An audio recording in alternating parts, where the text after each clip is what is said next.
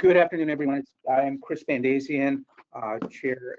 This is the September 12, 2025 meeting of the Legislative Study Commission on the Environmental and Health Effects of Per and Polyfluorinated PFAS compounds. And at the moment, we are one shy of a quorum, so we'll proceed as a non-official meeting and pass on approval of the minutes. We'll go back to them if we do get a quorum later. During this non-meeting. First is commission membership. I don't know, does anyone know if the Senate president has officially confirmed Ray Brislin? I hadn't heard that, and I guess we'll maybe conclude this year. Not quite complete, but awfully close. I know Ray's got his local approvals in line. And so with that, I want to welcome Dr. Patali, who's going to be joining us. Several years ago, I think, there was a presentation on a fish study. There's more to come on that at a future date, hopefully, from Dr. Patali, but right now he will give us some information that he can on testing of food and wildlife methodology, if I've got that correct. Yeah, great. So hi everyone. For those of you that recognize me, I'm John Patali. So I've worked with or interacted with several of you. I've been before this commission a few other times when I was a toxicologist with DES, and now I'm with Patel Memorial Institute. So I'm just sort of circling back to follow up this sort of subject matter expertise. I also play a role as the public health expert for the Waste Management Council in New Hampshire. And I also side teach at St. A's, which some of you have been dragged into being guest lecturers in some of my classes before. So thank you for that. So I'm going to see if I can share my screen without causing any problems. Can someone please verbally confirm if it is showing a PowerPoint slide? Yes. Perfect, great. So this is sort of follow up to some of the last commission meetings, because included in the 3 or 4 DES people that routinely listen to this, I still listen to see what's going on in the area, partially because I'm interested in the topic and because I live in some of the impacted area in Manchester. But there's been a lot of discussions about what's going on with food and agriculture and wildlife, and I followed up with some of the reps to mention, hey, we've actually been doing some of that work, whether it's still folks at DES, some of the partnerships that I have with Dartmouth College, and just some other work that's been done in the region around this topic. And looks like everyone took a little bit of information on Friday afternoon about sort of overview of what's going on with PFAS testing in food, wildlife, and other products. So ideally, we're just going to go through, talk about PFAS problem in food high level. I'm not going to do PFAS 101 from the very start. I assume everyone's up to speed on that. Talk about some of those problems with detection and surveillance, and then what it actually means when we talk about food production systems. And anytime folks are throwing out that idea of why aren't we doing more about PFAS in food, and kind of highlighting where it gets the horny. Then talking a little bit about some of the unique things to wildlife, New Hampshire local food systems, and then hopefully close it out with some opportunities and challenges. And then hopefully have a great discussion amongst folks and try to answer some questions. So my obligatory slide, so I can bill my company for these hours, is I'm at Patel now. I'm not at the state. So I'm at a nonprofit. We do a lot of research work. They brought me on because of my interest in working PFAS. Continuing to do that. We dabble in a lot of other areas. Mike Wimsatt's been out to our facility a couple of times, primarily deal with one of our partner companies, Revive, that deals with the HFLF program. But we do a lot of work in the environmental, agriculture, and research sectors. So we do a lot of work with research and development, philanthropy, STEM education, also a lot of national lab management projects. So PFAS has become a big issue, not only for the environmental management side here, but also thinking about this for agricultural and food system impacts. I've actually fortunate enough to do a lot of projects recently. We're looking at food manufacturing systems that are trying to grapple with the PFAS problem. High level, what are PFAS? You all know what PFAS are, but in case someone watches this on their phone later that has not been to these commission meetings, that stands for per and polyfluoroalkyl substances. Certain PFAS are persistent, bioaccumulative, toxic. Certain ones are also very mobile in the environment, so we're worried about those. Primary way that we can be exposed to those is through ingestion. That's why we've always focused a lot on drinking water. and there's a lot of discussions around the food issue. We do have drinking water regulations in form of MCLs, or maximum contaminant levels. So New Hampshire's had 4 of those for a while. EPA proposed some, maybe walking back some. We're not really sure what EPA is doing right now, but there are regulations in place or rolling in place for drinking water systems. So that's sort of nipping one route of exposure. But for food safety, it's more complicated.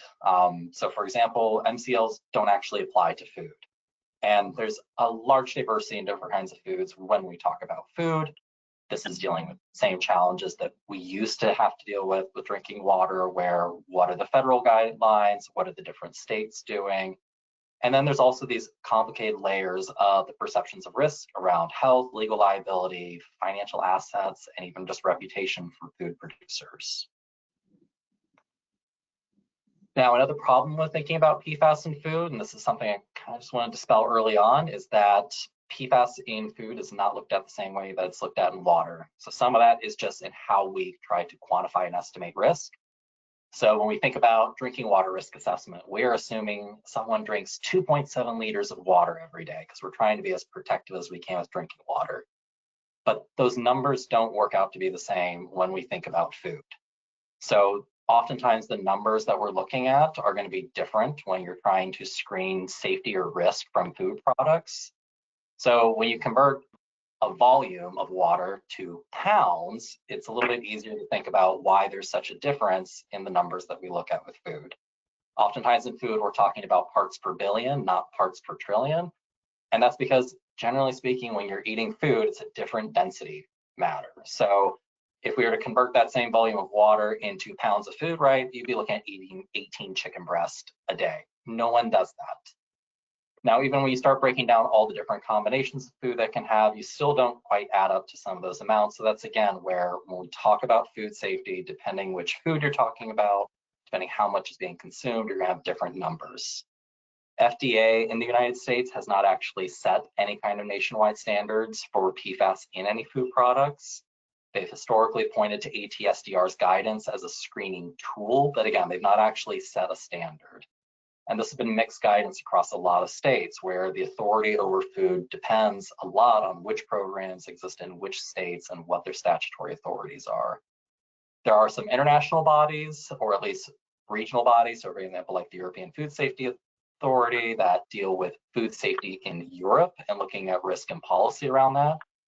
But even once you start digging into individual European countries, they'll adopt their own numeric standards for different contaminants, including PFAS. So again, this is all to say that we still want to look at this, but it's understanding we're going to be talking about different numbers or different risk levels. And oftentimes in the media, when we'll see reports that talk about things in terms of the MCLs, where they'll say tomatoes have more PFAS than an MCL. It's like, well, an MCL doesn't apply to a tomato, because 6 pounds of tomatoes is a lot for someone to be consuming. Now, with detection and surveillance, this also gets complicated because we don't have as many methods for food materials as we do for water and drinking water. So for everyone that follow along with EPA's evolution of methods for drinking water, as far as methods that have been validated across multiple labs, we have a lot more of those available than we do for food. So there's a very small number of those approved analytical methods that have inter-lab validation that we can use for tissues or food materials. There are a lot of academic labs that are developing their own approaches. They have their own QA/QC approaches. Some of them don't disclose all that information. So it does actually become difficult to compare results when we're looking at the detection and surveillance of PFAS across different food materials. And an even specific example to here in New Hampshire, which was a project that I got to work on with partners at EPA R&D, Dartmouth, and Clarkson University, was a few years ago. There was an issue in some shellfish where a certain PFAS was detected in shellfish in all the samples out around the Pease investigation site. But then when that same sample was sent to different labs, the PFPEA disappeared. And we were able to determine that it's actually an interferent, just a natural compound that confuses the analytical method if you're using low resolution instruments. But this is incredibly common with food items, actually. And this has been an issue with looking historically at reports of PFAS occurring in food, because not all methods are as good at detecting this. So this is all to say that detection and surveillance is complicated. We do have the methods to do it, but it's costly and resource intensive, and it really requires a lot of scrutiny. And it's not to the same level that we have with heavy metals or other contaminants that we have more routine monitoring programs for. Now, one of the things that is kind of helpful to think about is if you're wanting to talk about regulating PFAS in food, especially looking at it from a state perspective and at the state level policy, right? A lot of times the food that we're consuming here in New Hampshire, maybe about 3% of that is estimated to actually be coming from New Hampshire. So we're not a very self-sustaining state when it comes to agriculture. We're very reliant on other states within the US, especially those large producers like California, a lot of the Midwestern states. We're also really dependent on international imports of food items. So depending on the seasons, what we're wanting to have come in. So even though you can always come up with sort of an anecdotal example of where, well, I get this food item from this local producer, or I know someone that grows chickens in their backyard, when you start thinking of what goes into most people's grocery carts or even the supplies that they're getting to sustain themselves at home, a lot of that is coming from outside places. So this is important to think about when we're talking about the presence of PFAS or other contaminants within our state environment and what potential its impact it's having to our whole food system. So again, we have a very narrow set of those sort of food resources that we're actually solely dependent on within the state itself. Now, another thing to think about with food systems is it's not just where is it grown, but what happens to it and where are the other places that PFAS could be introduced. And this is actually a great way to think about some of the lessons that have been learned by some states or industries that are trying to react to these PFAS and products bans. Right, so you have those primary producers, you're asking, was there PFAS in the soil, in the water? Was there contamination in feed? What kind of pesticides are they using? Because some pesticides, depending on your definition of PFAS, are PFAS, and some definitions they're not. There's always those questions about biosolids, especially with the EPA draft document that came out earlier this year about concerns with biosolids being used for agricultural settings, atmospheric deposition. But even if you had these products grown in a clean environment, then if you go to refinery levels, you start thinking about what are the other source materials? Is it being blended with contaminated materials? So corn, in this case, coming from another site. Or could there just be cross-contamination of things like processing aids, equipment components, cleaning agents, various additives? There's a lot of other steps that might be introducing PFAS that don't actually come from that primary producer.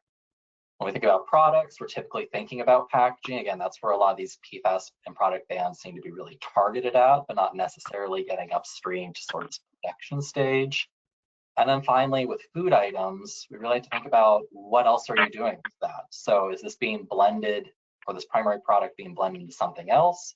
Is this just an ingredient someone is using for cooking at their own home? Is this something that our local businesses are using as an ingredient in something that they sell? What about prep equipment, cookware, all these other sources of potential PFAS introduction?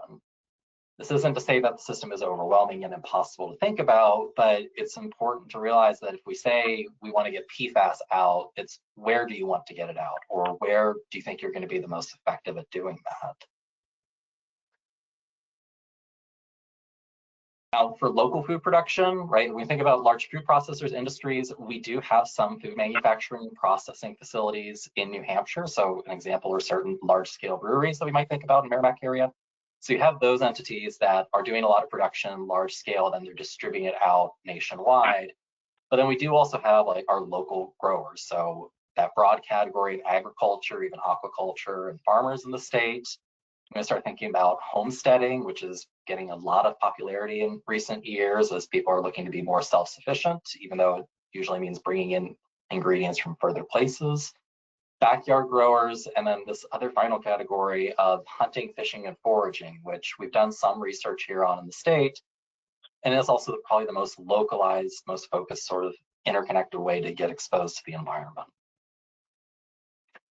Now, New Hampshire, right? You all have been on this commission for a while. There are tons of recordings on YouTube of this commission meeting over and over again, talking about the data that PFAS are present in groundwater. So I'm not surprising anyone here. In soils, in surface water, precipitation, air particulates, and products. That's our ground shaking. When it comes to food production, though, we do want to think about what does this mean for agricultural irrigation and food processing. So the water that we're using for growing things, watering livestock, or that's being used in food processing facilities. When we think about soil, understandably, there is some hesitance to folks using this general term called background for PFAS in soil. But New Hampshire, like several other states that have done very large scale soil studies, is finding PFAS is pretty present everywhere, despite not having an identifiable source. So when we start thinking about historical uses of agricultural land, especially in large areas where there's a lot of production of either livestock feed or grains, it's very likely the PFAS is just as a part of that background soil getting its way into the food system. And that's a very thorny question about what would you do about that. There's been a lot of scrutiny for biosolids, understandably, because of what's happened in Maine, their unique situation that they had up there, but also some of the questions that were raised by EPA earlier this year with their draft assessment of the impacts of biosolid to agriculture. So we have a lot of these different places where it could be entering the system. It's really these questions of, do you want to act from the bottom up and sort of mediate from the environment? Do you want to try to act in those systems? And we're still figuring out what's the most sensitive place to act on and where you're going to get the most bang for your buck. Now, with certain food resources in New Hampshire, DES has helped out with some of those studies. There's also some academic institutions within the state or some other ones in the broader region that have been trying to look at PFAS in farming products, fish, marine resources, a lot of other different food items, and trying to understand that. And at the end of this presentation, I'll be sure to share a copy of this with the chair, but there's actually links to the DES webpage where these sort of topics have been presented on in the past, so you can get an understanding of what we've known at that time, also questions that were coming from community members at those times. Now, for those of you that are keenly interested in what's going on with New Hampshire's agriculture, just about a month or two ago, actually, the New Hampshire Food and Agriculture Strategic Plan came out. This is put together by the NH Food Alliance, so that's a group through UNH with various stakeholders trying to understand what is our food and agriculture industry needing to flourish in the state. So there's a lot of economic recommendations in there. There's a lot of policy equity issues that are brought up.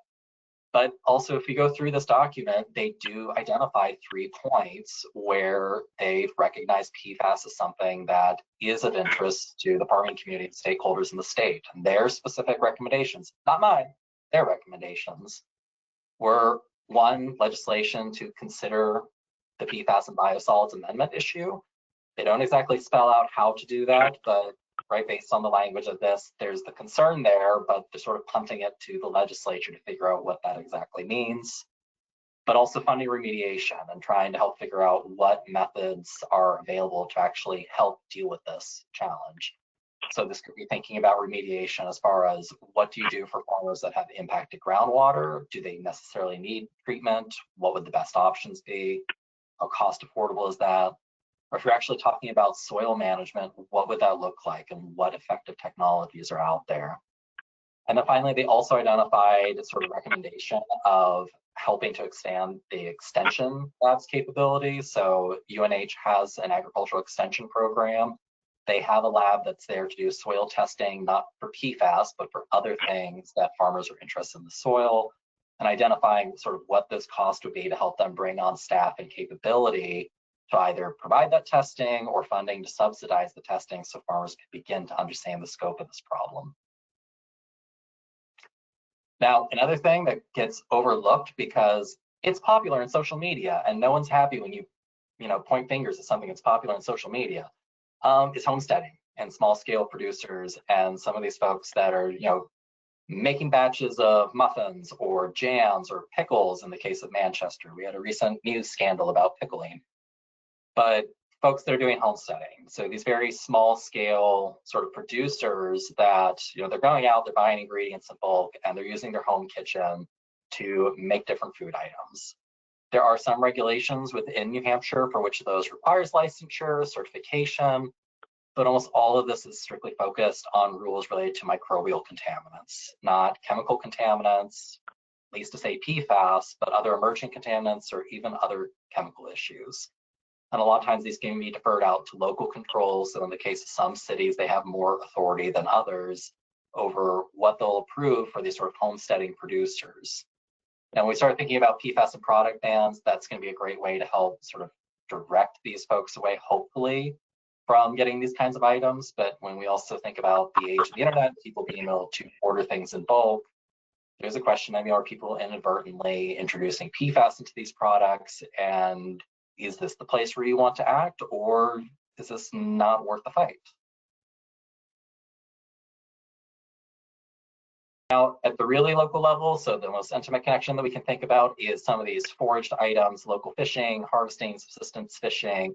These are all areas that have been passion projects of mine at DES, doing a lot of work related to that and understanding what's going on in the region. I've hosted a couple of workshops related to this topic within EPA region and some other areas in the last year or so. And this is bringing up a lot of questions because we understand that PFAS are in the environment. We're beginning to learn how they get taken up by a lot of these organisms, but we still don't totally understand what's happening. And in the meantime, there could be potential for exposure going on. And how do we provide guidance around that? So, for example, there's fish consumption advisories. These are not enforceable. No one's going to get handcuffs slapped on them because they're eating a fish out of a pond, even when you told them not to. But in New Hampshire, there have been fish advisories for decades related to other contaminants. A few years ago, DES provided some guidance for PFAS. Kim Aviato, who I think is still listening to this right now, is the toxicologist that you could reach out with questions about what's going on with those. But a few years ago, there were a couple ponds that were sampled in southern New Hampshire. The PFOS levels were high enough that they merited advisories. The thing is about setting these kinds of advisories, you need to have a sampling program in place to do that, and that requires funding. And if you start doing the math on this, it gets very expensive very quickly to do this kind of analysis. So let's say you pick the cheapest lab that you can. That is $300 to analyze a fish for PFAS. You need at least 5 fish per pond to sample for PFAS. You start doing the math of how many water bodies or lakes do you want to sample, you get into the hundreds of thousands to millions of dollars very quickly to monitor and track for this, and that's just for fish.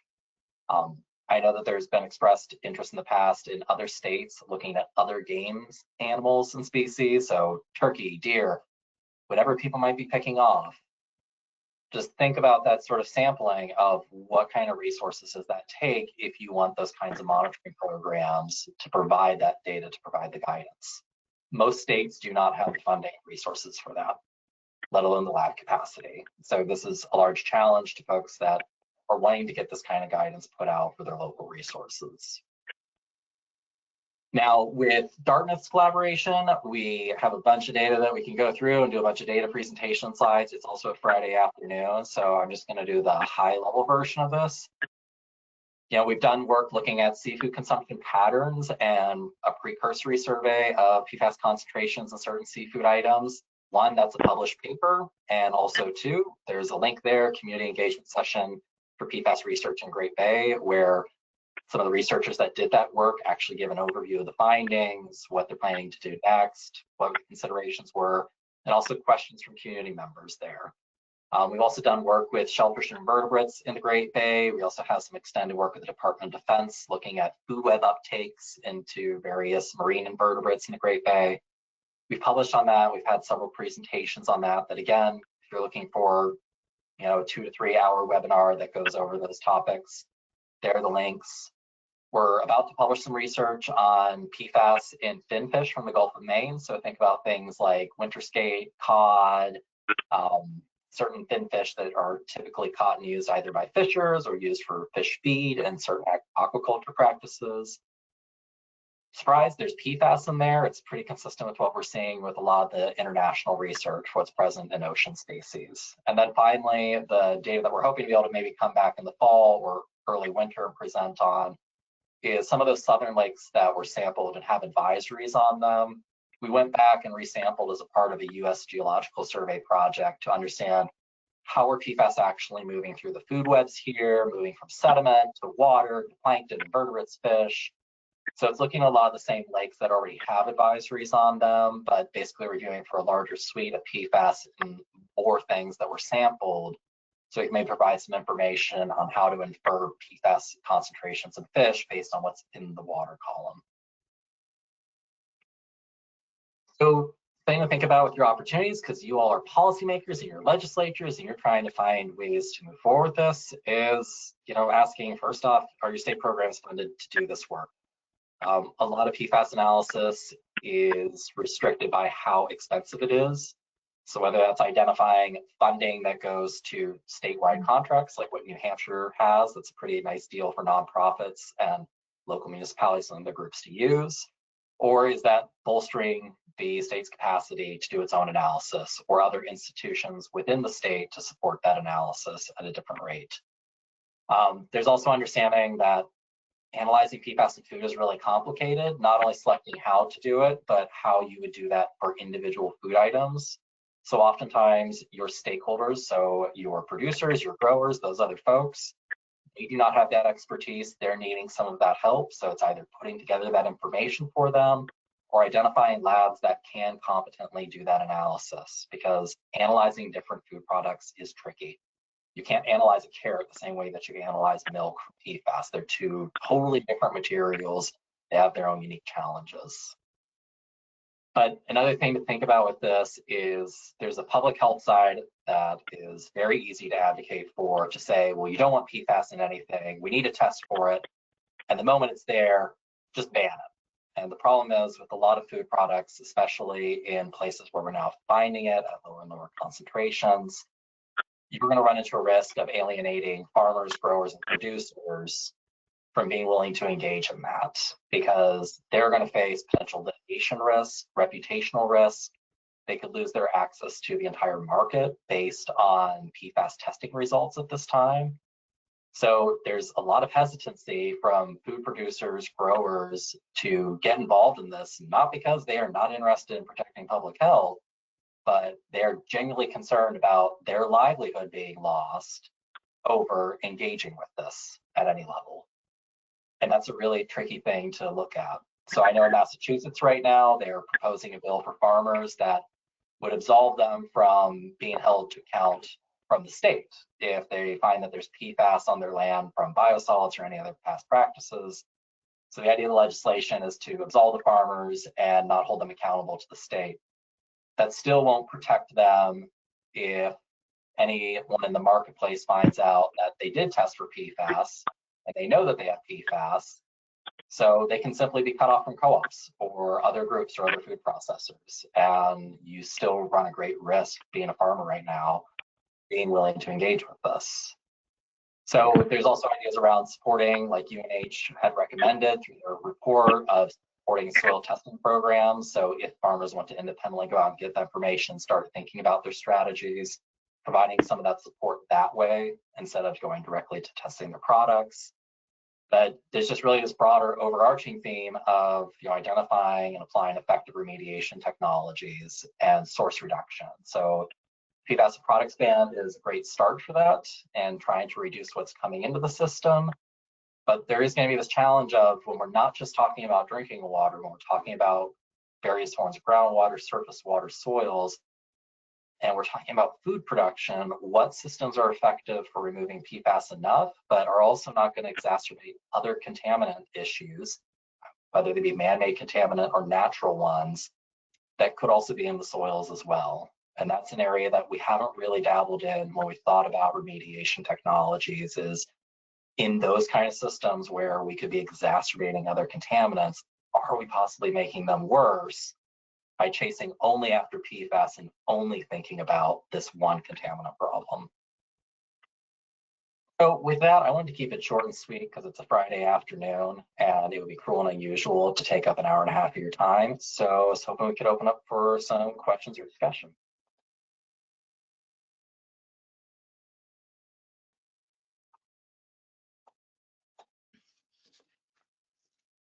I took out the camera back. Like Maureen's hands up. Go ahead, please. Oh, Maureen, you're on mute. Thank you. Is my microphone on? Yeah. Yeah.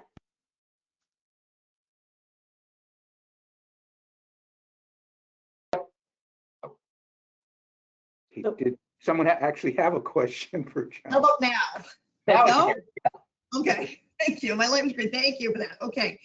First of all, thank you very much for the presentation. Your last presentation was very memorable, not only because of what you said, because I believe it was the only in-person meeting of this commission. So you hit it just right in terms of being very memorable. Okay, that being said, maybe this isn't the time to ask this, but when you gave that presentation last time in person, I believe a press release followed. It was regarding contamination of fish in certain bodies of water, one of which was in Merrimack. DES issued a press release on November 4th, 2021. Just wondering if there is an update to that report you gave last time and that press release. Thank you very much. So that press release, so I'm going to be careful not like, I used to be the state person, so this is going to be a really fun tightrope to walk. So that was for the state testing that the state of New Hampshire had done across, I believe it was 14 ponds, I think it was 14 ponds in southern New Hampshire. That press release was for the fish consumption advisories that were part of that table on one of the previous slides that I showed. There has not been any updated fish sampling, unless everyone did something in the last year that Mike and everyone didn't tell me about, and I would hold Karen accountable for not sharing that.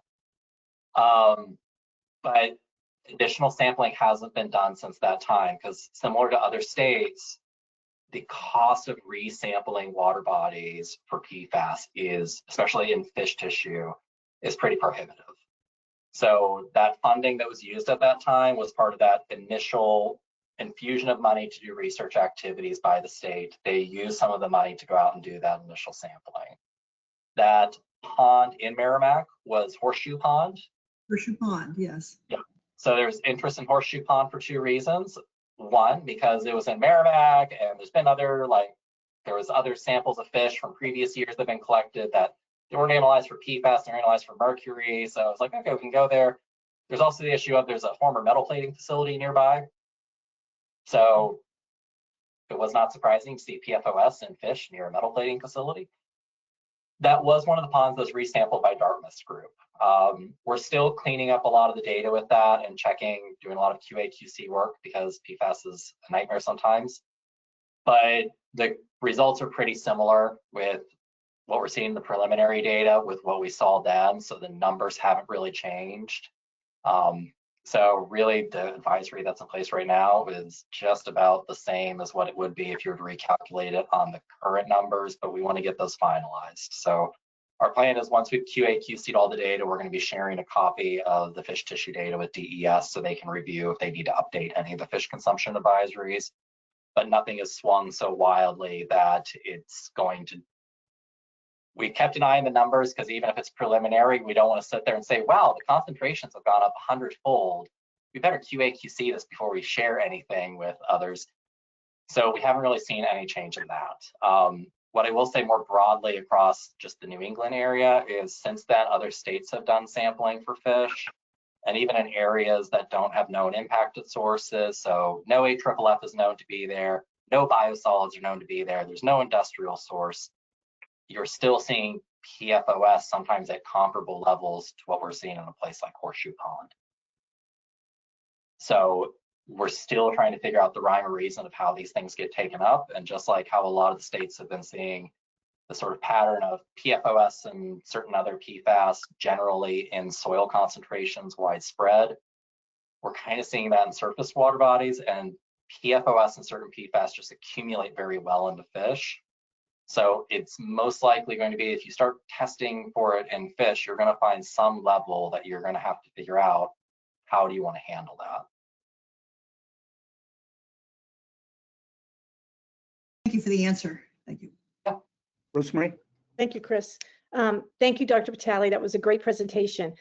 Question is, the sampling that is going through QA/QC now, I mean, it's testing the fish tissue, but I think I saw on your slide, it's also testing plankton, sediment, and water. Were those same matrices tested the first time around? You know, 5 years ago when you met.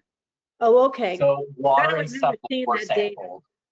Yeah, so water and sediment were sampled, and in the slide deck that I send out, there's a hyperlink to that report if you want to go through and see the table. So DES originally sampled some fish samples from each of those water bodies, along with water and sediment. The detection levels were higher for the sediment than what we used in the current study. So we found a few more PFAS in the sediment, but they weren't higher than what DES would have been able to detect back when they used an outside lab in 2020-21.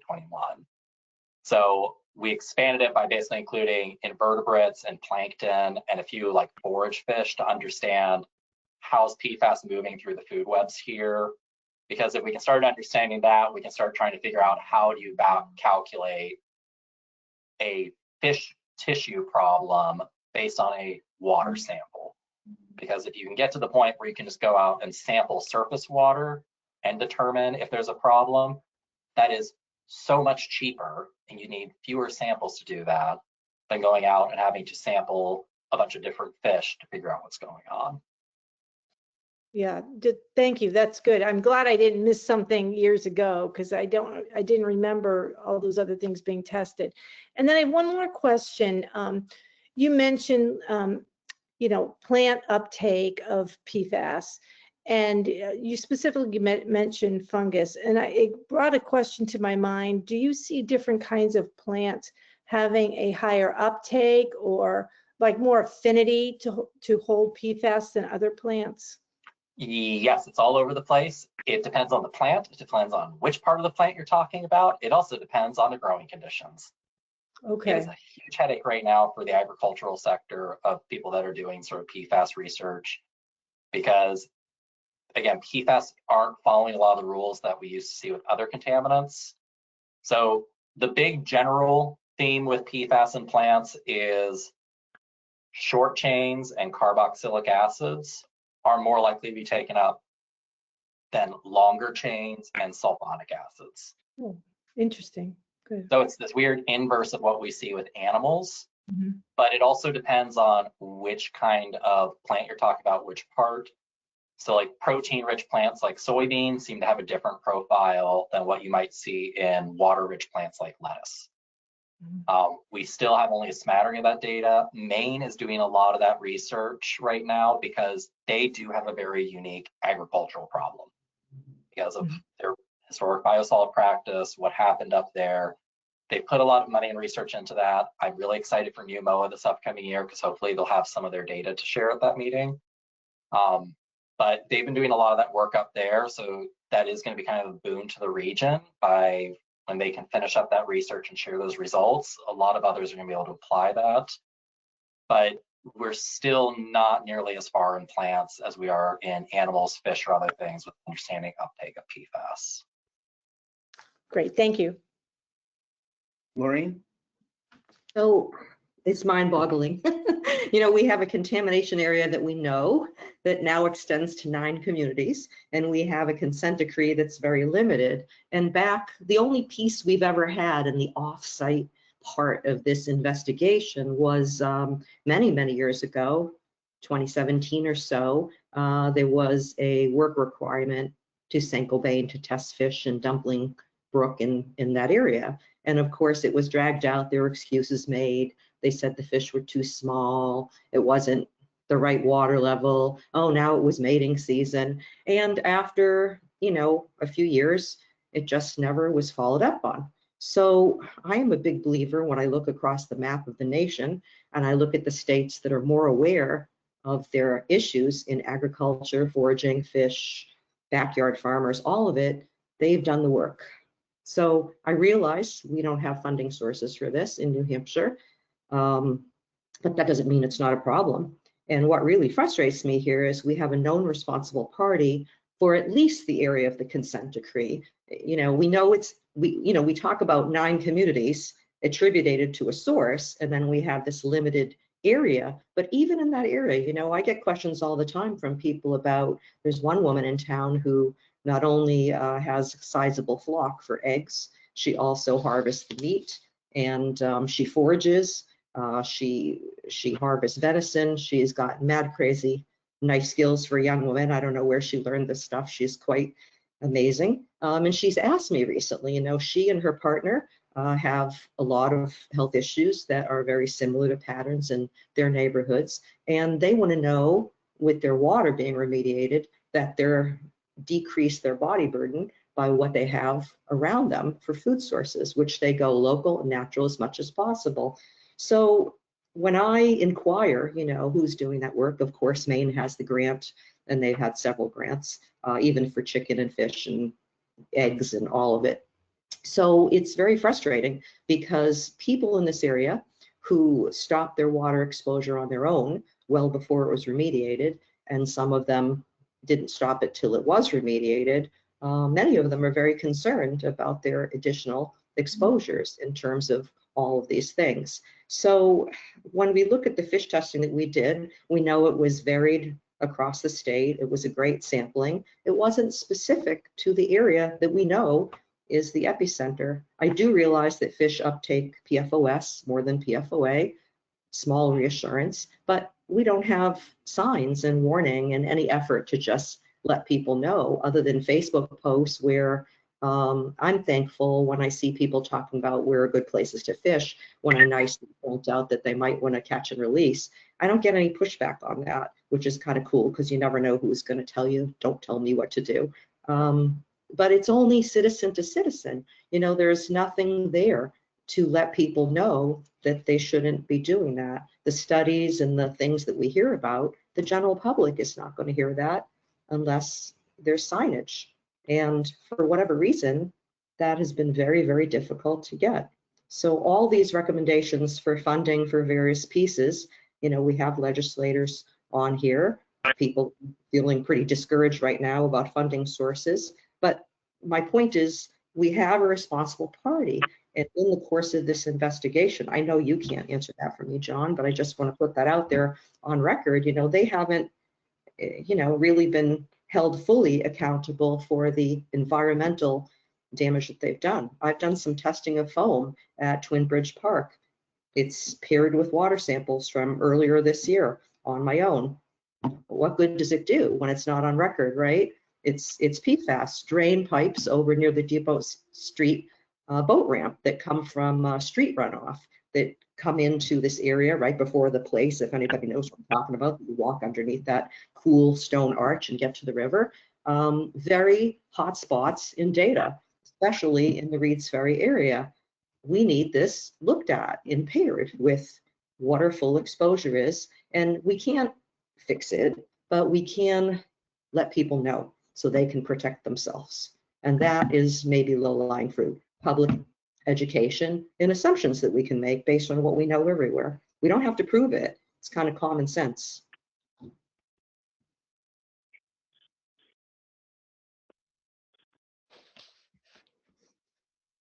Gary, are you thinking? This is Rich Lascelles. I'm on the phone. Can you hear me? Yes. Yeah. I have a question. I'm old enough to remember when the presence of DDT had a dramatic effect on the environment and particularly game birds and so forth. And it almost put a lot of game birds out of business. And when we discontinued DDT, they came back pretty well. My question is, how does the presence of PFOs in the environment compare to DDT back in the day? So this is where those key terms of persistent, bioaccumulative, and toxic, that's actually DDT and a lot of those chlorinated chemicals is where that triumvirate of words came from. That's sort of the way that we would describe those kind of organic compounds that, one, persist, stick around the environment, two, bioaccumulate through the food web. So even if they're at small concentrations, they can build up in predatory birds, game birds. And then the toxic piece is where you actually see that manifestation. Right now with wildlife, there's pretty good evidence for, okay, we know that PFAS, certain PFAS especially, are fairly persistent. Several types are bioaccumulative. with especially avian toxicology and other wildlife, we're still trying to understand just how toxic they are. So we haven't found an effect like with predatory birds. There was eggshell thinning that we had some pretty solid evidence for. It was pretty clear these were failed clutches of eggs, like we were making that full connection. The issue with PFAS outcomes is we're not quite to that stage yet. That's not to say that they don't exist. We're just not to the same level of confidence. That is something that is being studied by the Department of Defense actually right now. They have a huge funding program that, despite all the funding cuts right now, has continued to push a lot of this ecological work forward on PFAS very aggressively. So we're hoping to get more of that information. There's actually some key groups working out of the Midwest that are looking at avian toxicology, so game birds, waterfowl, and trying to understand the impacts of PFAS on those. But that is one of the challenges, though. Like, we're not quite to the point that we were where we had the aha moment with DDT. But also similarly, DDT had its moment. It had a lot of attention. We did stop using it. But you can still find parts per trillion trace amounts in various environmental media. And a lot of those organochlorine pesticides that came after it, we still have those present in farm soils across the United States, but it's just generally agreed that to go through and remediate or remove all that soil is removing all the farming soil.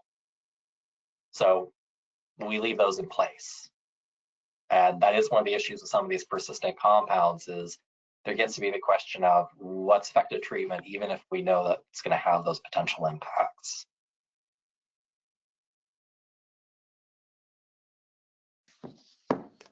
Gary? Yeah, thank you. A couple of questions that are sort of looking down the road. I do what we do here and the research that we're exposed to as, I don't mean in terms of competence, but in terms of expansion and so forth, still fairly rudimentary. And my first question is, do we have confidence that we're really testing for the correct chemicals, knowing the number of sort of PFAS related chemicals that there are? We've focused on a few, and we have state and federal standards for MCLs for a few. But my question is, are there some out there that we really haven't focused on that we should be? Do you have any insights into that? That's my first question. So there's a couple ways to skin that cat, and the way I'm going to take it is as someone in the environmental remediation field. So a lot of the PFAS analytes, so for example, if you use EPA 1633 to look at water, soil, sediment, or put an animal in a blender, you're looking for about 40 analytes, maybe 39. So you're looking for that set.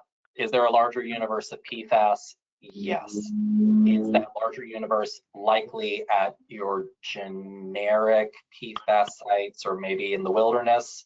Not as likely, but you can never say never.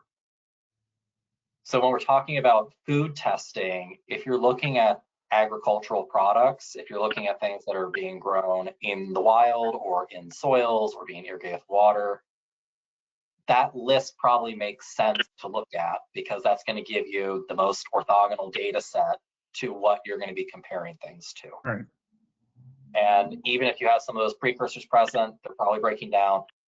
Are there methods for doing non-targeted analysis so you can broaden it out to 600 or more different analytes and start looking at mass charges and get your unknown unknowns? Yes, absolutely, for $3,000 per sample and for less analytical resolution that may not actually get to what you're looking at. So some of these really novel, really fun approaches to get at the bigger universe of PFAS and all the other ones, they are great at a spill site.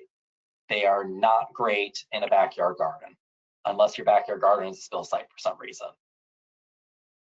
When we're talking about food production systems and we're talking about what manufacturers are using, that's where it probably gets a little squirrelier because as manufacturers have been told, don't use this PFAS, in most PFAS bans and in most past actions, what we do is we say, don't use this. We never tell them what they can use.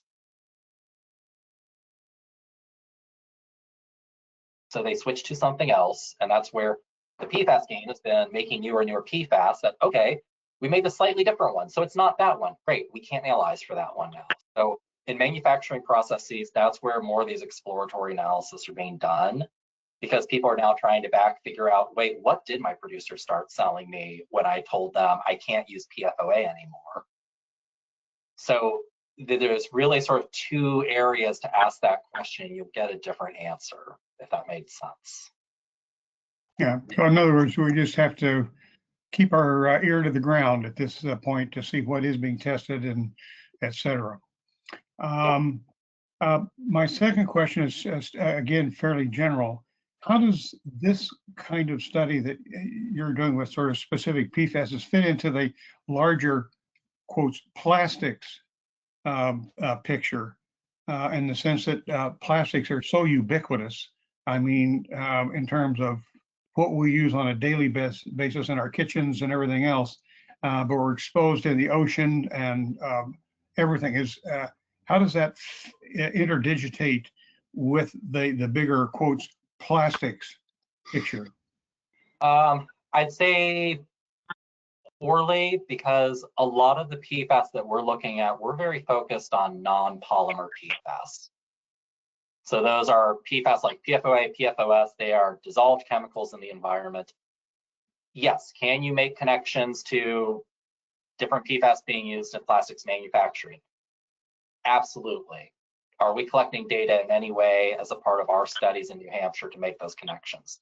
No, because our experimental design is already strained with just trying to understand the ecology of the situation. When it comes to PFAS, you have your non-polymer PFAS, so the things that we're regulating drinking water right now, and then you have your polymer PFAS. So that's where you get into things like Teflon or certain carbon plastics, certain urethanes even. So when you're getting into those plastics, into those polymers, right, for those of you that dealt with the product ban, you remember probably a bunch of the advocates and lobbyists coming out of the woodwork about polymers.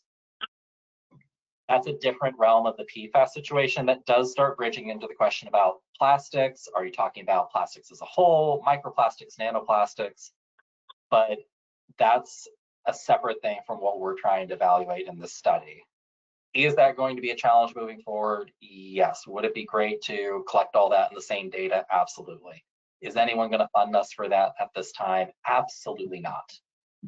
So those are issues that, right, they are cousins of each other, but we're dealing with one of them right now at this time, and we're only looking at the non-polymer PFAS. Thank you. Yeah. Maureen? So I don't know, I understand your job and what you do, but I'm a community member in the epicenter of PTFE.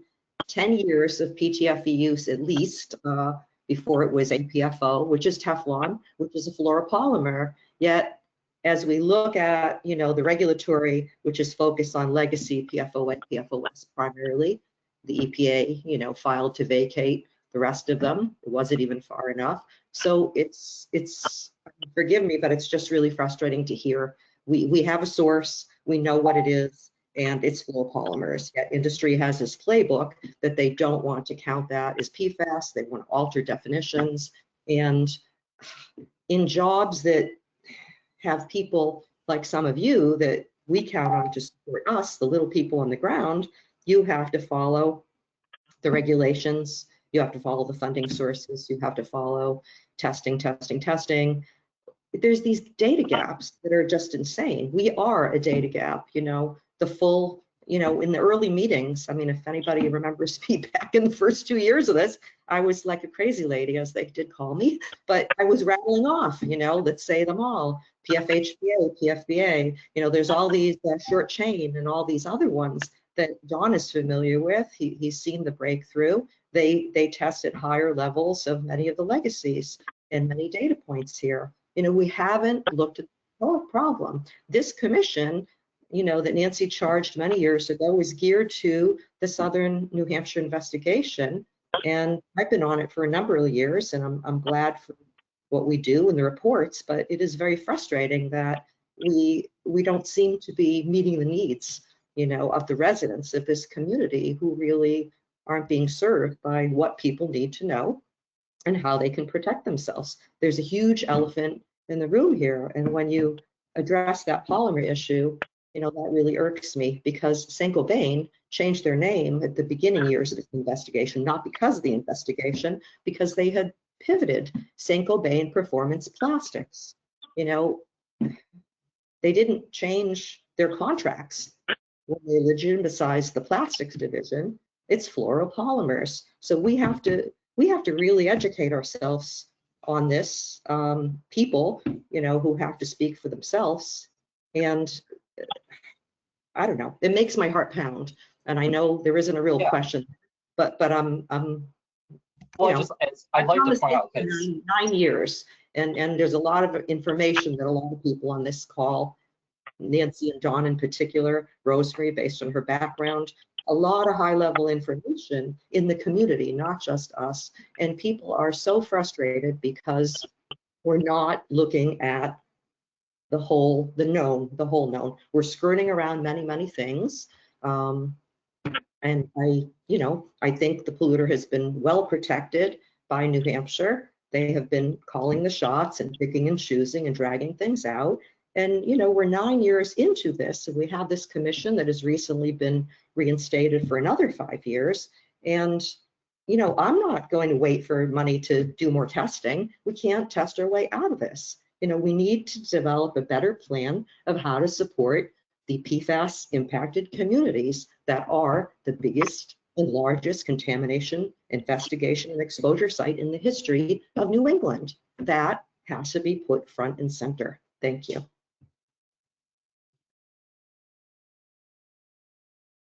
Other questions or comments for Dr. Patali? If not, I just have two. One's probably not for Dr. Patali, but Dr. Patali, if you were to prioritize what we should focus on from a policy point of view in a state where, as you pointed out, 97% of the food is imported into the state, is there a particular area of focus that you would recommend? So I guess, one of the things I would bring it back to is, are you looking for areas of focus to direct funding? Are you looking for areas of focus to inform yourselves as policymakers? Or are you looking for areas that you're needing more of that research done? Because, I think just to echo back to things that Laureen was highlighting, right? You have a specific community that's had a lot of those exposures. And yes, our study is only looking at non-polymer PFAS, and that's because that's all that we can get funded to do. Period. It was a USGS project, the US Geological Survey. Dartmouth led that effort. So that is an independent research project aside from what DES does, that is trying to provide the information so DES and other agencies can make decisions on understanding these broader processes. So there's a bin of, are you looking for research recommendations? Are you looking for where to push money kind of recommendations? Or getting back to that point of, you identifying the 3%. If you think about that 3% and what that means for Southern New Hampshire, how many agricultural operations is that? And what are their actual needs? What is their willingness to engage in any actions around PFAS regulations or activities? Right, because those are different questions where, I can tell you all kinds of different ways you can spend millions of dollars. It's my favorite thing to do, ask Mike. But there's also the piece of thinking about, if you're worried about food production, you have a product ban that's going into place that's going to affect a lot of packaging and other materials. That other 97% of where your food comes from in New Hampshire, you're basically asking, oh, how are we going to regulate what Nebraska does? Which, good luck. No, yeah, I understood. We can't do that. And I guess I would look at it from the point of view of where is the greatest public health risk locally as a result of PFAS contamination. And if there is a study of that, what can we generalize as next steps that would apply more broadly? But I would be looking at it in terms of what should we focus on in terms of public health risk. created by our local 3% of contribution to the food chain. So I think the thing there is asking what is keeping your growers from actually looking at their soil or their water. And I recall from my time at DES where they were accommodating where certain farmers wanted to get their well water tested. DES was happily accommodating that.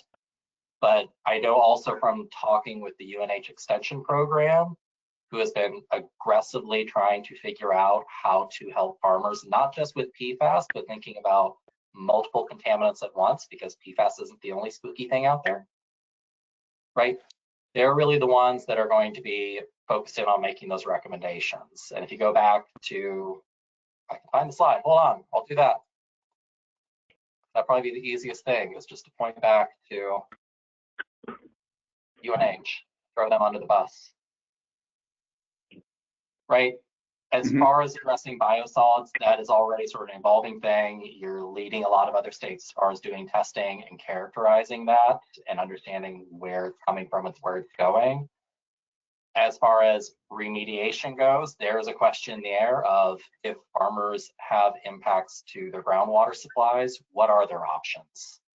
What is the feasibility of doing that kind of treatment? Helping them just think through some of those challenges, or just figuring out ways, again, to make better opportunities for people to have access to that testing, which already as a state, you have a statewide contract that is pretty lenient and beneficial to groups if they want to try to facilitate PFAS testing, not just of water, but of soils and other materials. Okay. I will take a look at that. I know in my own mind the roadmap I follow on that. The other more or less comment, taking off on what Lorene said, and I don't know what the logistical challenges are with sampling fish at Dumpling Brook in this seasonal low water, et cetera, but it would seem reasonable to me as part of a remedial action plan to include some fish sampling and study in Dumpling Brook that is funded by St. Gobain. So that's just a comment that I will make. So I would defer that to Mike, but I understand. Yes, understood. Understood. And if there are no other questions for Dr. Patale, do not see any. I thank you very much.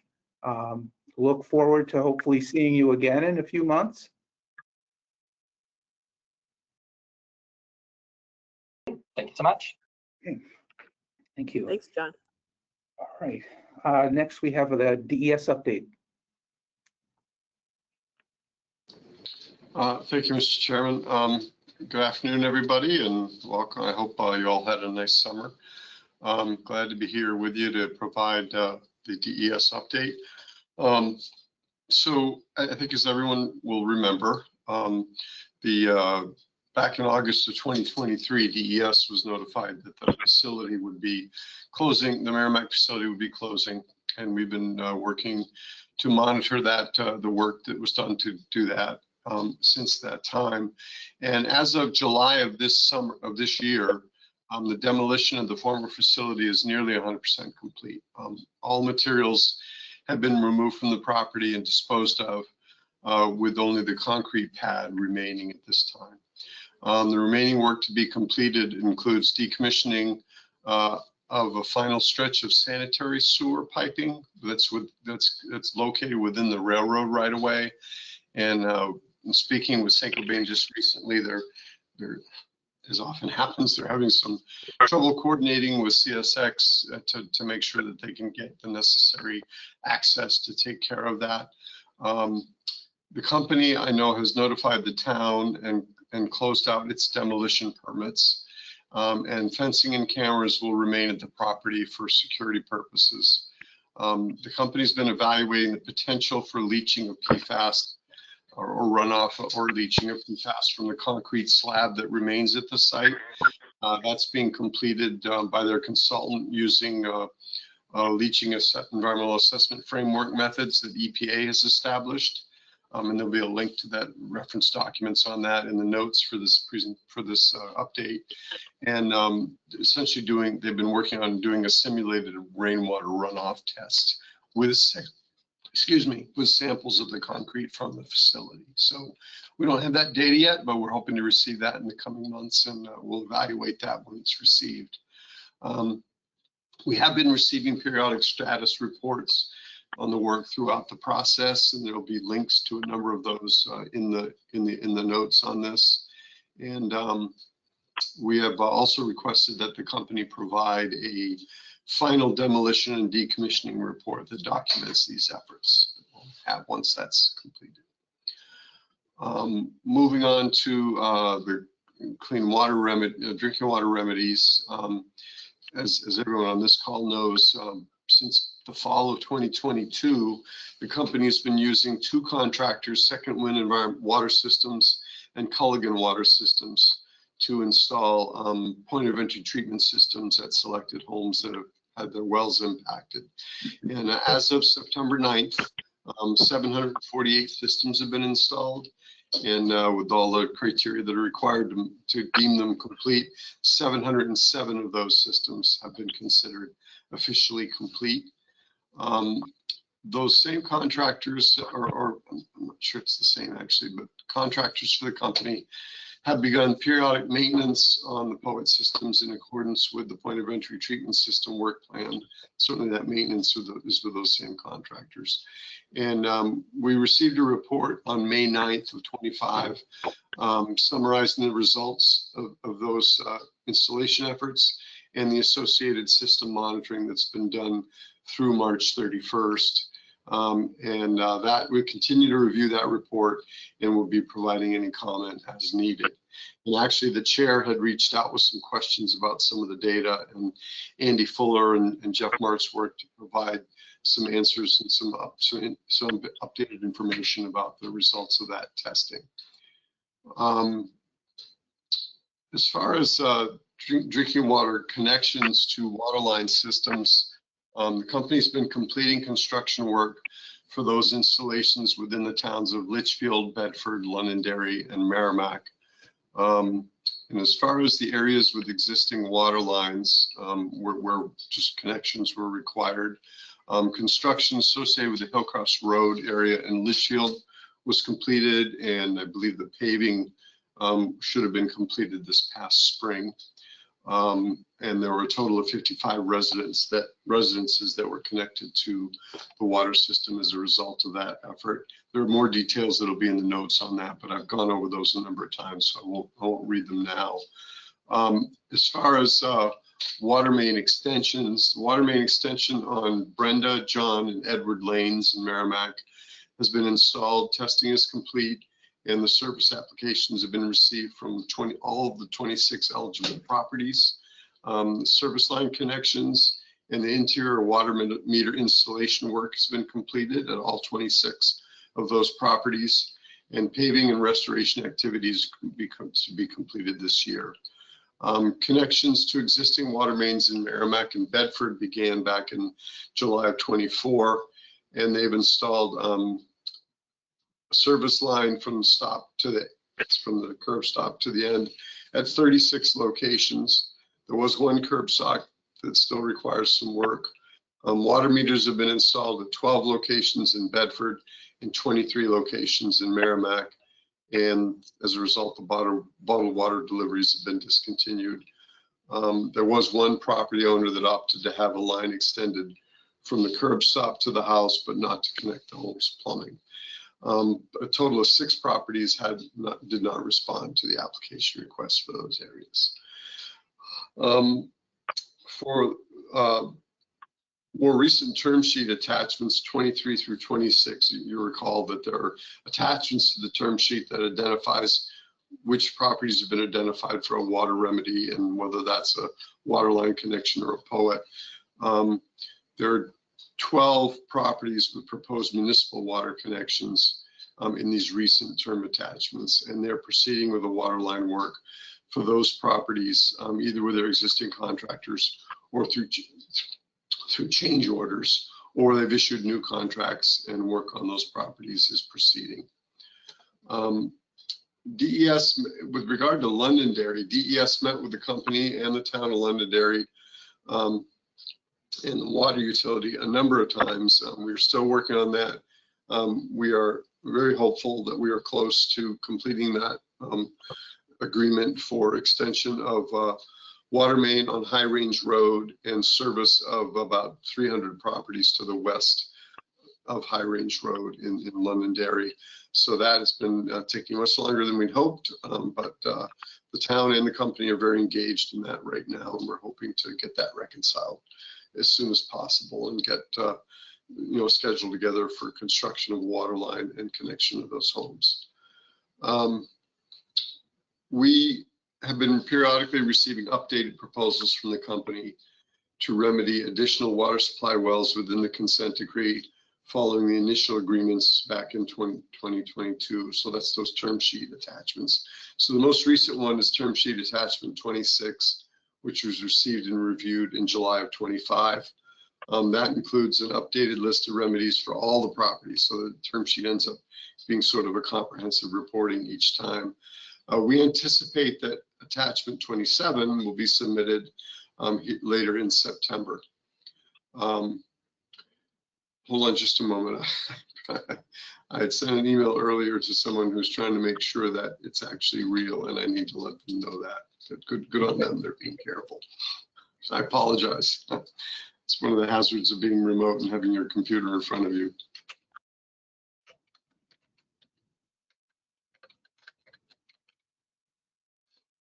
I apologize for this.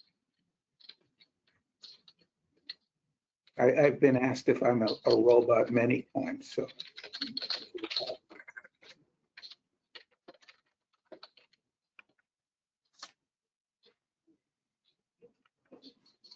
Well, I'm glad they asked. It was not for me. So, okay. Again, my apologies for that break in the action there. So let's see, where was I? Okay, so attachment 27 will be submitted later this month. The company's proposed, moving on to the groundwater management zone work, company proposed to conduct long-term monitoring of drinking water wells under a groundwater management zone work plan, which would support implementation of a groundwater management permit and establishment of a final groundwater management zone. The company began monitoring under that plan at the end of January of this year. In general, the work plan proposes to conduct sampling so that by the end of 26, there will be 6 PFAS sample results taken for each property eligible for sampling. The work plan was reviewed and approved by us in a letter dated back in January. And as of September 3rd, the company has sampled approximately just under 1,300 properties that were eligible for monitoring under the revised work plan. They anticipate sampling at a rate of about 150 to 200 properties per month to meet the requirements of the work plan. They submit bi-monthly status reports to us on that sampling effort, and properties that exhibit exceedances of a drinking water standard will continue to be issued bottled water eligibility letters, and will also be identified in monthly alternate water status reports that they provide to us. Since the start of sampling associated with that revised work plan, approximately 111 additional properties have been identified exceeding the ambient groundwater quality standard for PFOA, and hence were offered bottled water by the company. In July of this year, Saint-Gobain submitted a work plan to sample previously unsampled areas within the towns of Bedford and Litchfield. Those areas are near the edge of the consent decree boundary where originally Saint-Gobain had refused to sample previously. So we issued an approval of that work plan in early August, and with comments recommending that the collection of additional groundwater quality parameters be done. And Saint-Gobain intends to sample each of the identified properties twice before the end of February of 26. So that's encouraging to see that work moving forward. With regard to the remedial action plan, as I think most people know here, a RAP and an addendum were determined not to meet the requirements of our rules back, and we outlined those deficiencies in a letter back in October of 24. Their consultant has identified data gaps that need to be addressed to respond to our comments. and they and therefore prepare a subsequent RAP addendum. So the company submitted a work plan in July identifying objectives and the scope of a supplemental investigation. And we approved that work plan with comments in a letter in late August, and there'll be a link to that letter in the notes for the call. So that work should be proceeding. On to some other news related to soils in the consent decree area. We were notified in April of this year by a property owner that was developing a parcel at 702 Daniel Webster Highway, which is close to the facility on the other side of the Daniel Webster Highway. The property owner provided results of soil testing that was conducted at the property, which identified contaminated soil that is likely the result of air emissions from the facility. The property owner generated a soil pile as part of their construction efforts that can't be reused on site due to space limitations. So DES sent a letter to the company, to Saint-Gobain, on April 30th requesting a remedy for that soil. And we met with Saint-Gobain and the developer, and we understand that Saint-Gobain has been in further contact with the developer to address the soil pile. However, that final disposition of that pile has not yet been determined. So we continue to talk with both the developer and Saint-Gobain to make sure that that gets reconciled. Similarly, we were also notified in July of this year that the town of Merrimack was developing plans to replace the US Route 3 bridge that crosses Babusick Brook as part of a project that also provides for the realignment of Wire Road at the US Route 3 intersection. And based on discussions with the town and the bridge replacement project team, there's potential to generate excess soil that can't be reused in the vicinity. DES sent a letter to Saint-Gobain in early August of this year and requested that the company adequately characterize the soils in the area of the project and develop a plan to determine the appropriate means of managing those soils. We're currently scheduling a meeting between the company and the town of Merrimack to discuss the scope of that project. So that work is ongoing. And then moving on to discussion about soil remediation standards. Development and management of soils within the area.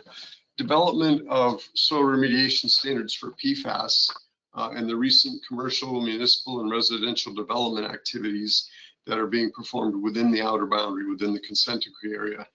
All of that has demonstrated the need for additional data to quantify the distribution of PFAS in soil resulting from emissions at the facility and to guide management of soils within the outer boundary in a manner that's protective of human health and the environment.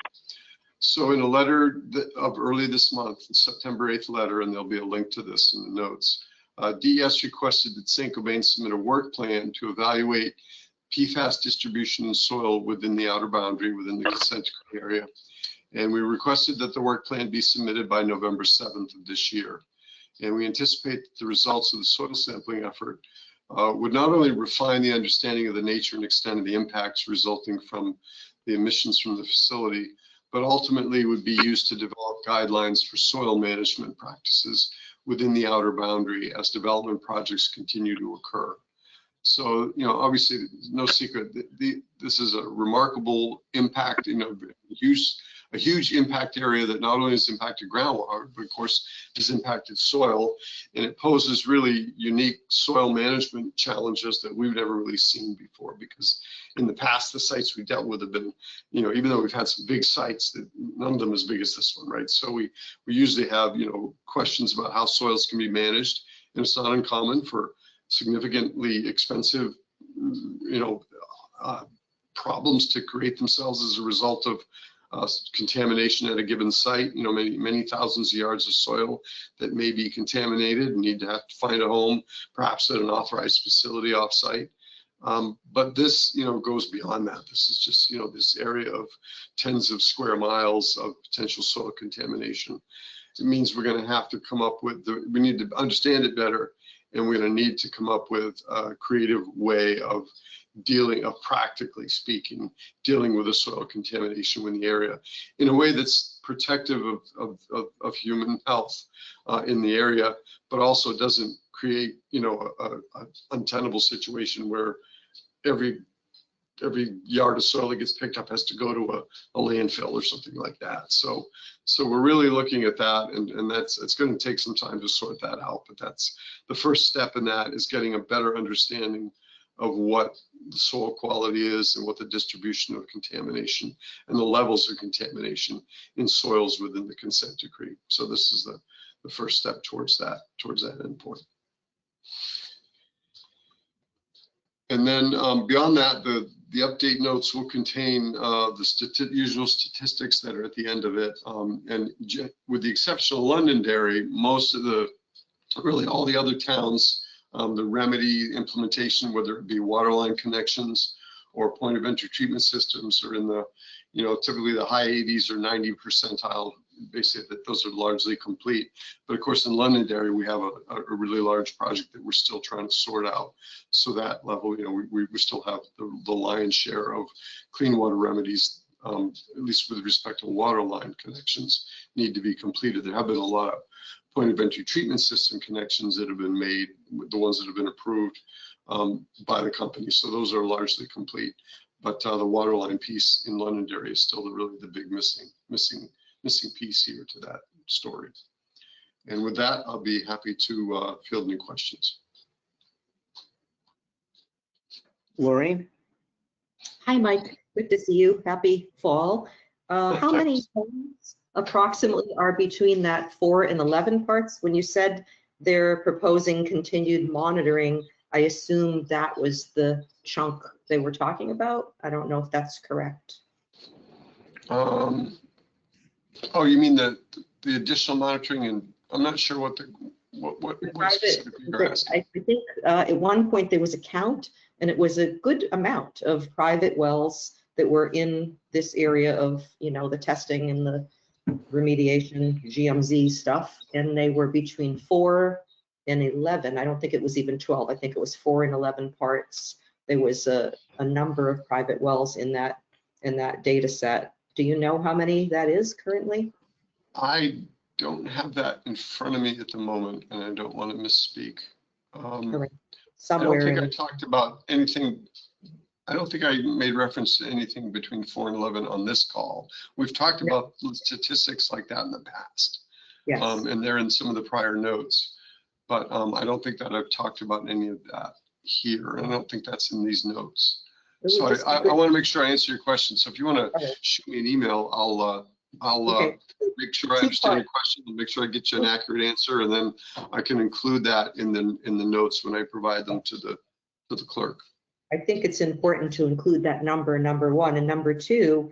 Do I have it right when they are proposing sampling and monitoring? Is the plan still? Are they just saying they're just going to retest those homes before 4 and 11, and if they exceed 12, they'll do something about it? Is that what they're saying in their? No, I don't think that's what we're talking about here. I think we're talking about 2 different things. I think that, and I'm trying to find it here in the notes.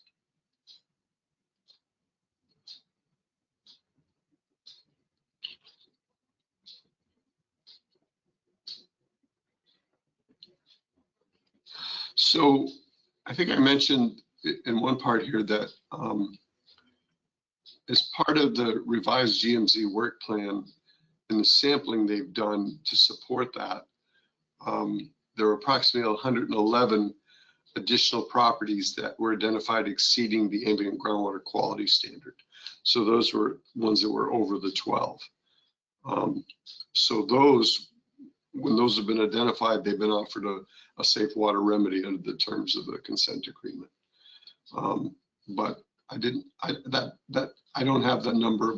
That might have been between 4 and 11. I just don't have that. I think I remember having that number back in May when I did the notes, so there it is somewhere. My concern, I think we reported on that before. I just think it's not in these notes, and I'm sorry I don't have it right at my fingertips. I don't know if it was updated over the summer, and I don't know if it's increased, but my concern still remains that if they're stating in their proposal that they're going to simply monitor those homes, are those homes aware that they're, I mean, if those homes were outside of the GMZ area, they would qualify for the New Hampshire private well grant program to either connect to public water if it was fortunate enough to be close by, or to remediate their private wells. It bothers me that there's a significant amount of homes that are kind of caught in limbo. And I don't know, they're not getting bottled water because they're under 12. They're above the federal water standards. It is the law of the land, and they are not healthy. They're not safe. And I don't even know if people are aware. If they think, nobody wants an expense or a headache. It's easier to just say, oh, good, it's not that bad a problem. That's human nature. I don't know what percentage of those people think they're, quote, safe with. I think the communications have been made for those folks that have been, where it's been reported to us that they're between 4 and 11. And those folks, because currently they haven't been offered a clean water remedy by St. Gobain, are eligible for the rebate program, even though they're inside the consent decree. Oh, that's something new. All right. So that's not new. That's been true for quite some time. I missed it. I'm just bothers me that, they're not, we should be, I think it's my opinion that we should be holding their feet to the fire for 4 parts and above from April 2024 on. Right. And I don't know what the reason is that can't be done in New Hampshire. At such time as DES adopts a 4-part per trillion standard, then under the terms of the consent decree, St. Gobain would be responsible to provide a safe water remedy for those folks as well. So the state MCLs are taking precedence over the federal? The state law right now is 12 parts per trillion. All right. The My understanding is federal.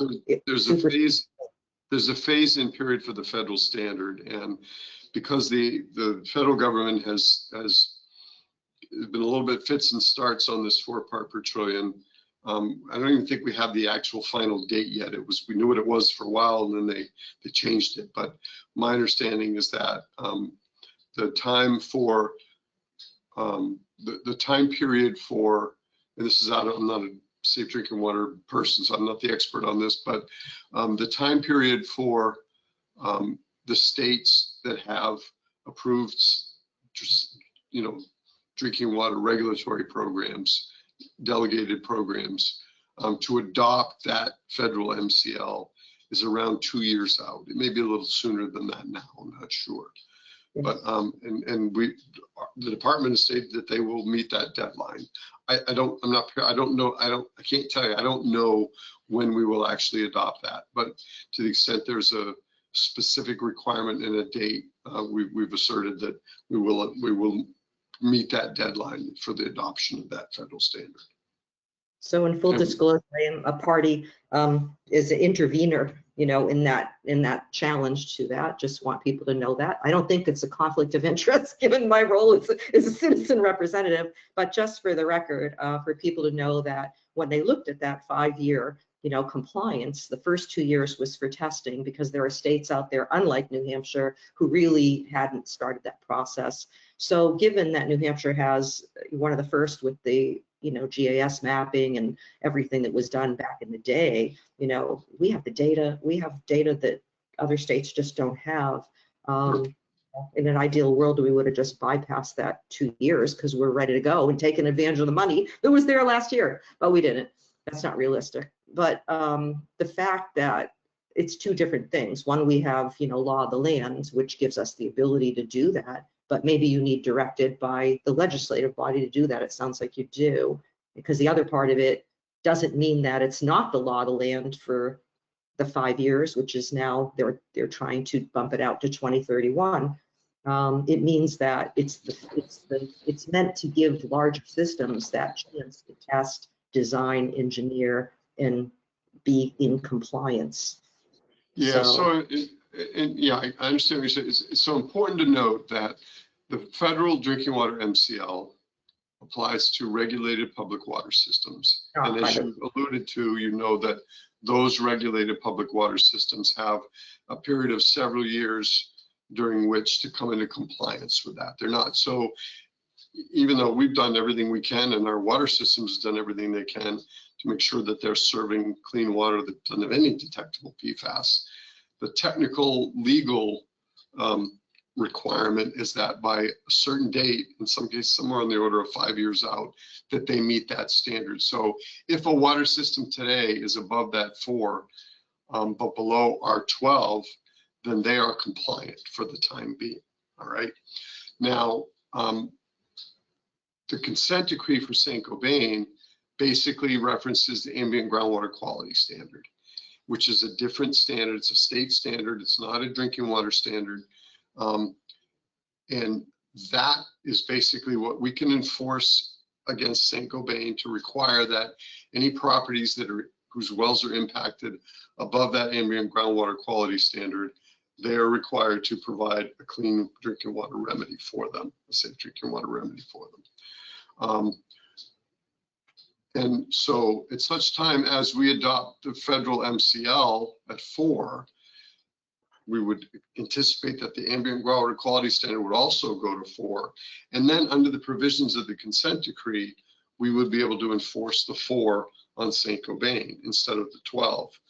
But understand that the federal, as long as it's a federal standard, it doesn't have any specific for public water systems, the federal MCL, it doesn't have any specific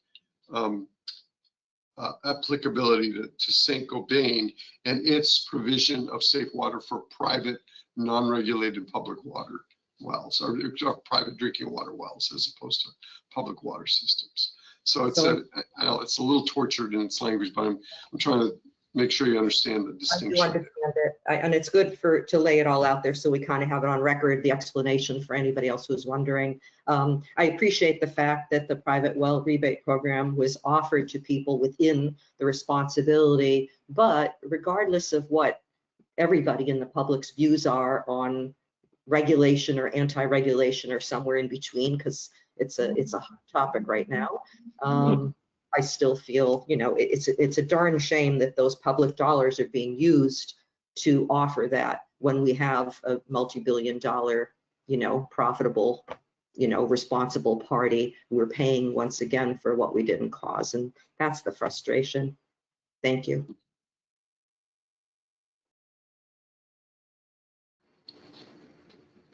Other questions for Mike?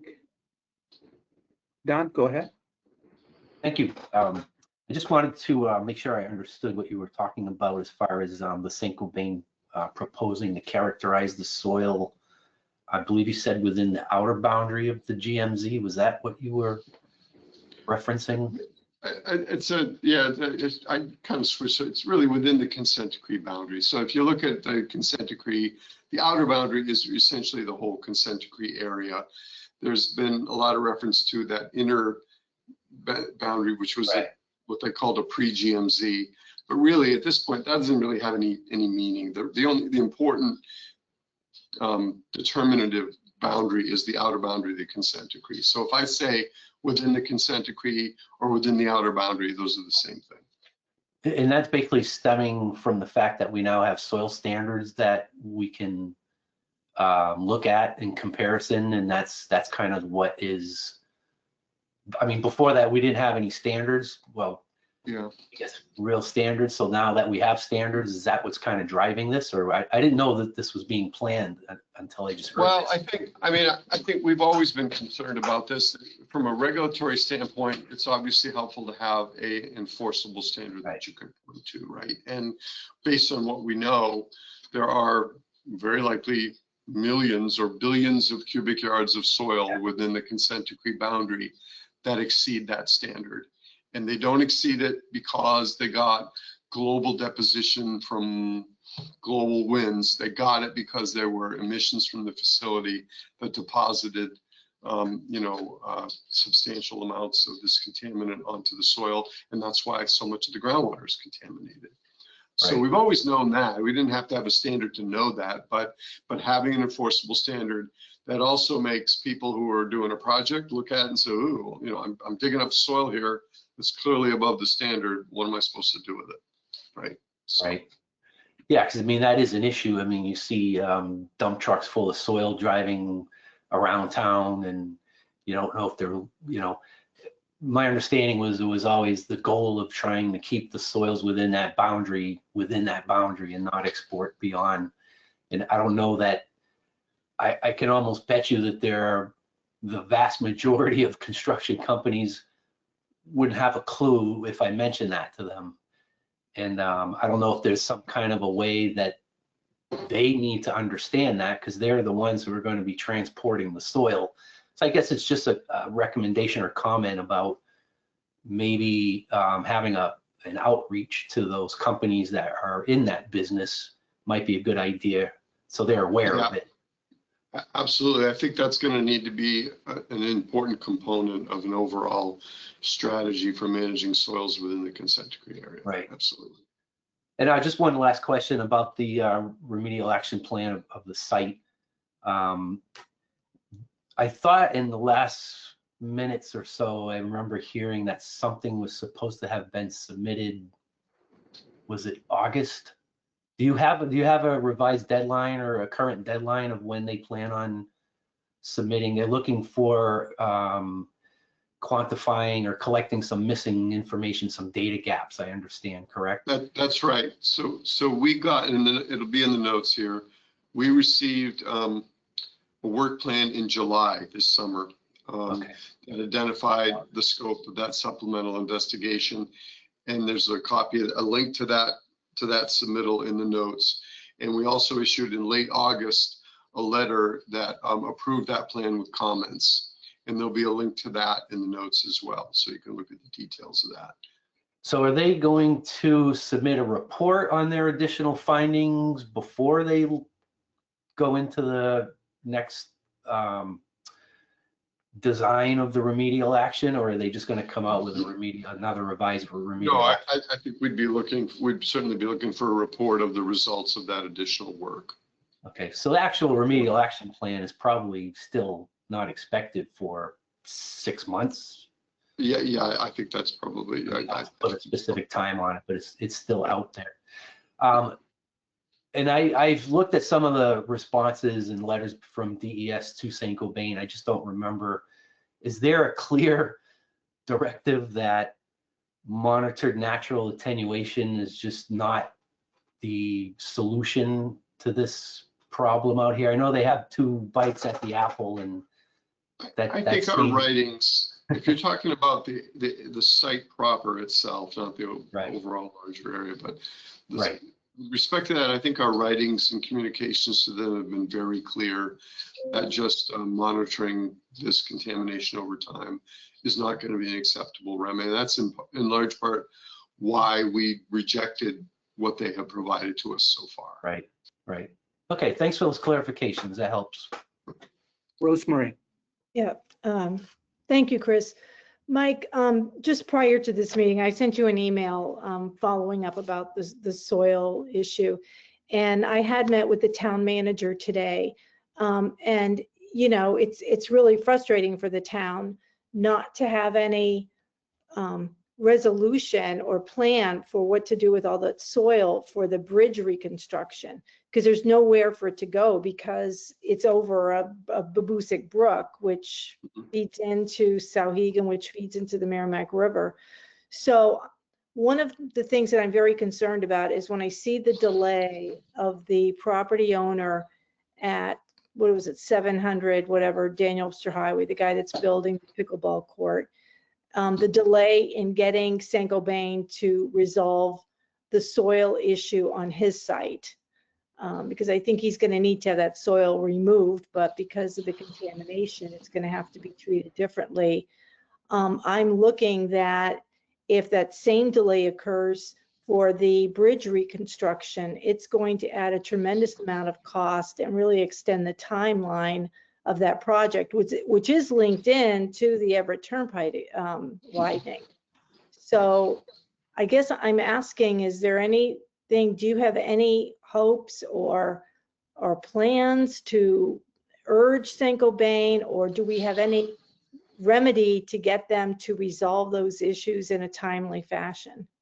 Sure. I mean, we made it clear to them that they have a responsibility to make these things work. And actually, I do believe that they have got, between the property owner at 702 and St. Gobain, that they're still talking about and working out a solution. You know, these things, both parties have their things they're trying to work out, and delays I think can occur in both directions. But I think that is advancing. And as I indicated, we have, I don't know if the meeting has been scheduled yet, but I understand that we are working right now to schedule that meeting between the company and the town of Merrimack to work to sort that out. So we're certainly, The manager didn't indicate that to me at all. All he said is he's very frustrated with DES mandating the removal of the soil when there's because of PFAS and there's nowhere for it to go. He didn't mention that there was any plans to get Saint-Gobain to help the resolution of that. He didn't mention, not that it didn't occur, but I would have. Yeah, I haven't been personally involved in those communications, but this information has been provided to me by Andy Fuller, and I believe that's what he's working on. And to be clear, I don't think we've said the soils need to be removed. Folks have come to us and said we need to move soils because there's not room for them on the site, and we need to know where they can go. And so we reached out to Saint-Gobain and said, you need to help with that. You need to help solve that. So that's what I think things are at right now. I don't want to litigate that whole thing on a public call because I don't know all the details of it, but I'm happy to talk with you offline and get Andy on a call so you can understand the most accurate, up-to-date information. Okay. And I would suggest keeping Nancy in the loop because she's on the town council as well. Thank you, Mike. Sure. There are questions or comments for Mike? I'll just say that I'm really pleased to see the attention that's being given to soil, and the soil study that DES has called for, I think will help inform municipalities to maybe get ahead of some of these problems in the future.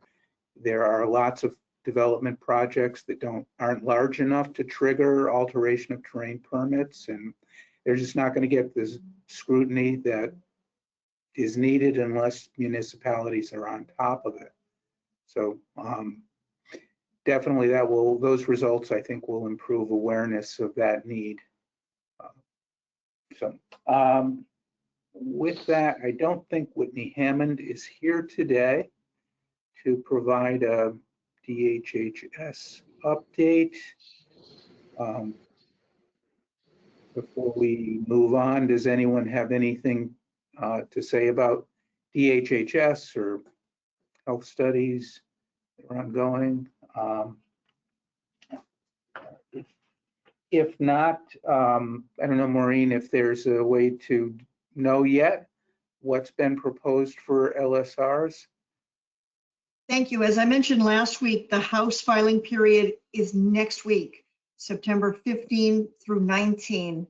I have heard, though I have no verification of this, that the Senate filing period ended today, but I don't know that to be a fact. I just have heard that in a conversation. So we should have titles soon of LSRs. I do not know of any. They will be filed in 2026 related to PFAS. However, if there are, I'd be glad to format a chart as I have done in previous years to track those very bills. Thank you very much. Thank you, Maureen. I've listed annual report topics. I think I've said what my focus is. I've circulated the time series concentration plots for the Saint-Gobain site. It seems to be an unlimited reservoir of contaminants almost. And we're looking at wells 4 and 5, or I am, in particular in the MVD system. Because of the lag, the annual report will come out well before the November, at least the pattern has been a November peak. So we won't know that yet, but I don't know, Don, it seems to be on the same upward seasonal trend. It's hard to predict an end point, but definitely been on the increase for the last 2 years. I don't know that it's got the same pattern necessarily this year, but I know in the past, especially now in the drought that we're I don't think we're technically in the drought in Merrimack yet, but in Hillsborough County, but I think it's abnormally dry, but we're heading that way. So yeah, this could prove out to perhaps be the same pattern where it's peaks in, you know, after the summer is over and into the fall, especially if it stays dry. But I guess that's soon to be, you know, and you circulated the graphs, I believe, by email, I did. and that was through Through July. Yeah. So we're closer to the higher end of the range than the lower end of the range.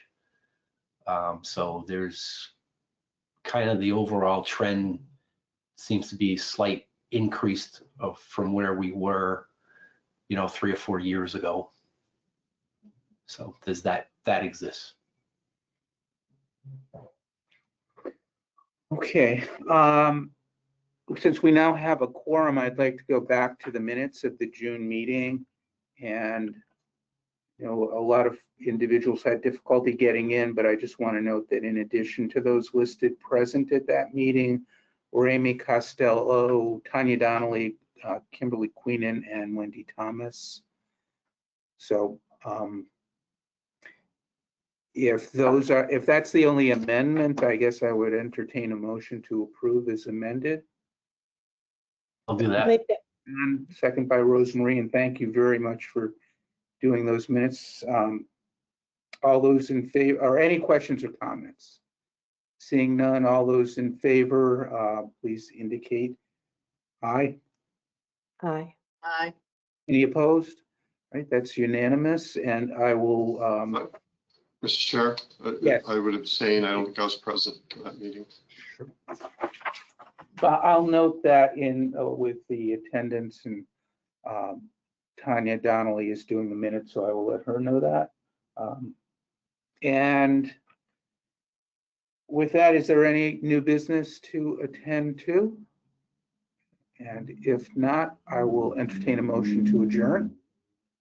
So moved? By Rosemarie, second by Gary. All those in favor? Aye. Aye. Thank you very much. Thank you, Mike. Have a great weekend. Bye, everybody. Bye-bye.